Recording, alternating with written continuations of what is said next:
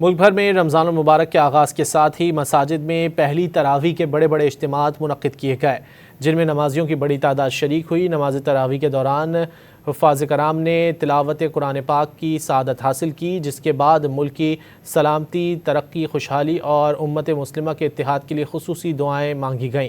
مساجد کو برقی کمکموں سے سجایا بھی گیا تھا۔ ملک بھر میں رمضان المبارک کے آغاز کے ساتھ ہی مساجد میں پہلی تراویح کے بڑے بڑے اجتماعات منعقد کیے گئے، جن میں نمازیوں کی بڑی تعداد شریک ہوئی۔ نماز تراویح کے دوران حفاظ کرام نے تلاوت قرآن پاک کی سعادت حاصل کی، جس کے بعد ملک کی سلامتی، ترقی، خوشحالی اور امت مسلمہ کے اتحاد کے لیے خصوصی دعائیں مانگی گئیں۔ مساجد کو برقی کمکموں سے سجایا بھی گیا تھا۔ ملک بھر میں رمضان المبارک کے آغاز کے ساتھ ہی مساجد میں پہلی تراویح کے بڑے بڑے اجتماعات منعقد کیے گئے، جن میں نمازیوں کی بڑی تعداد شریک ہوئی۔ نماز تراویح کے دوران حفاظ کرام نے تلاوت قرآن پاک کی سعادت حاصل کی، جس کے بعد ملک کی سلامتی، ترقی، خوشحالی اور امت مسلمہ کے اتحاد کے لیے خصوصی دعائیں مانگی گئیں۔